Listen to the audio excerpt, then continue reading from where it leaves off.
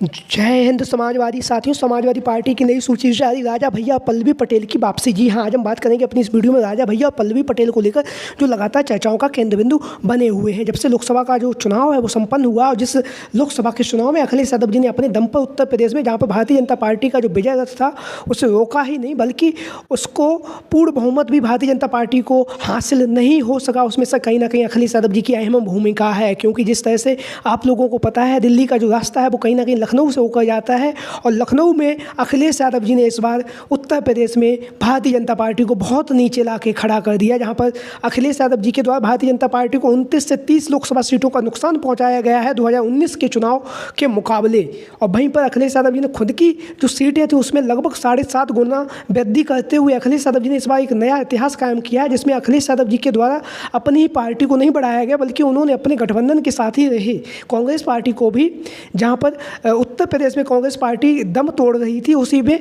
अखिलेश यादव जी के द्वारा इस बार 6 सांसदों के साथ सदन में कांग्रेस पार्टी भी उत्तर प्रदेश से नेतृत्व करने जा रहे हैं। जहां पर इंडिया अलायंस ने उत्तर प्रदेश में बहुत अच्छा प्रदर्शन किया और लगातार 43 लोकसभा सीटों पर जीतकर एक नया इतिहास कायम किया है अखिलेश यादव जी के नेतृत्व में। जहां पर अखिलेश यादव जी ने जाति समीकरण को साधा और उसके साथ ही साथ अखिलेश यादव जी के द्वारा जो पीडीए का नारा दिया गया, उस पीडीए के नारे ने कहीं ना कहीं उत्तर प्रदेश में एनडीए का जो गठबंधन था उस गठबंधन को रोका है, रोकने में भी कामयाब रहे। हालांकि जैसा कि आप सभी लोगों को पता है, कांग्रेस पार्टी से इंडिया अलायंस का जो गठबंधन था और गठबंधन के तहत अखिलेश यादव जी के द्वारा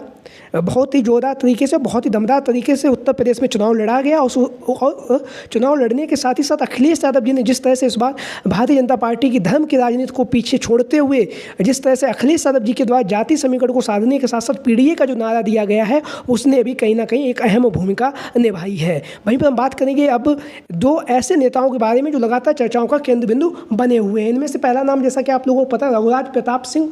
उर्फ राजा भैया। राजा भैया, जैसा कि आप लोग जानते हैं, इनकी अपनी एक पार्टी जनसत्ता दल करके उसका नाम है और जिसके वर्तमान समय में 2 विधायक हैं। राजा भैया स्वयं विधायक हैं और एक अन्य विधायक भी जनसत्ता दल की जो पार्टी है राजा भैया के, उस पार्टी से विधायक हैं। लगातार राजा भैया जहाँ पर भारतीय जनता पार्टी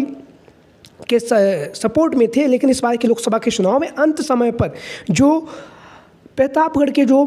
भाजपा के जो प्रत्याशी थे, प्रतापगढ़ के और कौशाम्बी के, उन प्रत्याशियों को लेकर राजा भैया जी की थोड़ी अनबन हो गई थी। उसको ध्यान में रखते हुए राजा भैया जी ने अंत समय में अपने जो भी कार्यकर्ता थे, जो भी नेता थे, जो भी जनता जनार्दन थी अपने क्षेत्र की, सभी से कहा कि सभी लोग स्वतंत्र हैं, अपनी स्वेच्छा से आप लोग मतदान कर सकते हैं। वहीं पर खबरों की माने तो ये भी खबरें चलाई गई कि राजा भैया ने अंदर ही अंदर अपनी जो वोटर्स थे, जो सपोर्टर थे, उनसे कह दिया था कि इंडिया गठबंधन में समाजवादी पार्टी के जो प्रत्याशी उन्हें रिकॉर्ड मतों से विजयी दिलाइए, उन्हें अपना वोट दीजिए। तो कहीं ना कहीं राजा भैया के जब समर्थन मिलने के बाद प्रतापगढ़ की जो लोकसभा सीट, जहां से एसपी सिंह पटेल चुनावी मैदान में उतरे हुए थे समाजवादी पार्टी की तरफ से, राजा भैया की जो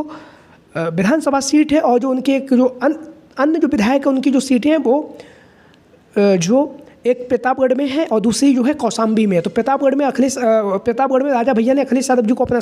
समर्थन दिया। उसके साथ ही साथ कौशाम्बी में भी राजा भैया ने इंद्रजीत सरोज जी के जो पुत्र थे पुष्पेंद्र सरोज जी को अपना समर्थन दिया था लोकसभा के चुनाव में, और उसी का परिणाम रहा कि पुष्पेंद्र सरोज जी और उसके साथ ही साथ जो एसपी सिंह पटेल थे उन्होंने रिकॉर्ड मतों से दोनों ही लोकसभा सीटों पर समाजवादी पार्टी को विजयश्री प्राप्त हुई है। हालांकि चुनाव मतदान से पहले, कुछ समय पहले,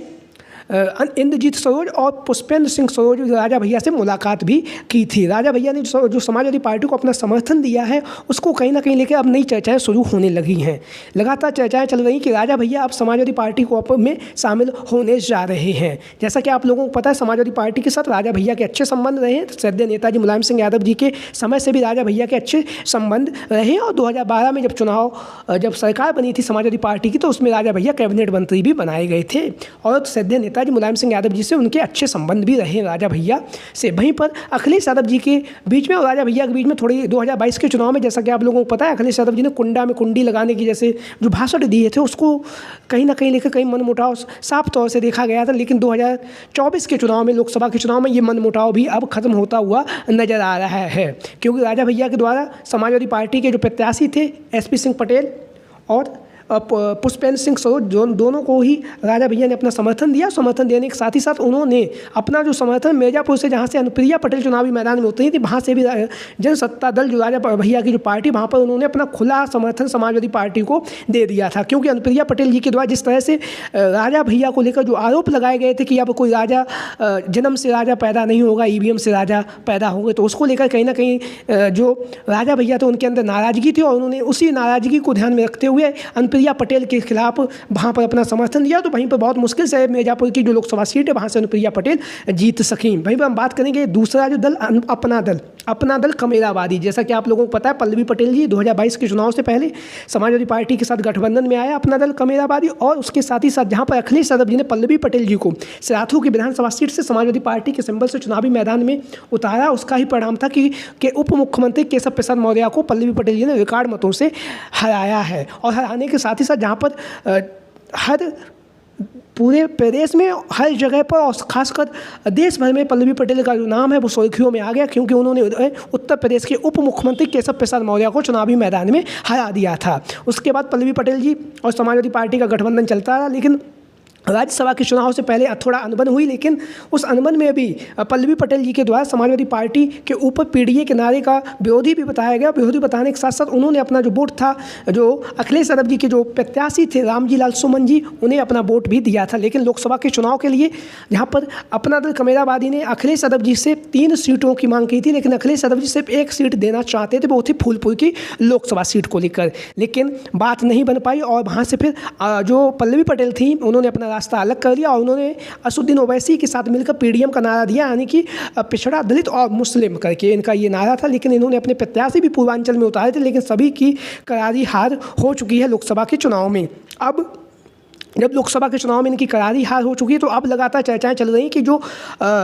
पल्लवी पटेल जी हैं वो भी अब कहीं ना कहीं समाजवादी पार्टी में शामिल होना चाहती हैं। हालांकि अभी तक इनकी विधायकी बरकरार है, अभी तो कोई भी एक्शन नहीं लिया गया है, लेकिन लगातार चर्चाओं का बाजार गर्म है कि पल्लवी पटेल जी भी अखिलेश यादव जी से संपर्क करना चाहती हैं और वो भी समाजवादी पार्टी में शामिल होना चाहती हैं, क्योंकि वो भी समझ चुकी हैं कि बिना अखिलेश यादव जी के बिना उत्तर प्रदेश की राजनीति अब करना इतना आसान नहीं है। क्योंकि अखिलेश यादव जी के दर पर जो भी आया है, जिसने भी अखिलेश यादव जी से हाथ मिलाया, तो अखिलेश यादव जी ने किसी को खाली हाथ नहीं भेजा, चाहे वो संजय निषाद हों, चाहे ओम प्रकाश राजभर हों, चाहे फिर अपने ये जयंत चौधरी जी हों, उसके साथ ही साथ चाहे अपना दल कमेरावादी की जो पल्लवी पटेल जी हो, चाहे वो हों, या फिर जो भी छोटे मोटे दल हैं, सभी को अखिलेश यादव जी ने हमेशा ही कुछ ना कुछ दिया है और हमेशा अखिलेश यादव जी ने सभी का सम्मान करते हुए गठबंधन भी में सबको शामिल भी किया था। तो आप लोगों की क्या राय है? सभी साथी कमेंट बॉक्स के माध्यम से अपनी राय जरूर दें कि जो राजा भैया हैं, राजा भैया के साथ साथ जो पल्लवी पटेल जी हैं, उनको समाजवादी पार्टी में शामिल होना चाहिए या शामिल नहीं होना चाहिए। इसको लेकर आप लोगों की जो भी राय है, सभी साथी कमेंट बॉक्स के माध्यम से अपनी राय जरूर दें। इसके साथ ही साथ जो भी साथी चैनल पर आज पहली बार आए हैं, वो चैनल को सब्सक्राइब करें, वीडियो को लाइक करें। वीडियो को अंत तक देखने के लिए आप सभी का बहुत बहुत धन्यवाद एवं आभार। जय हिंद, जय भारत, जय समाजवाद, जय अखिलेश मिशन 2024।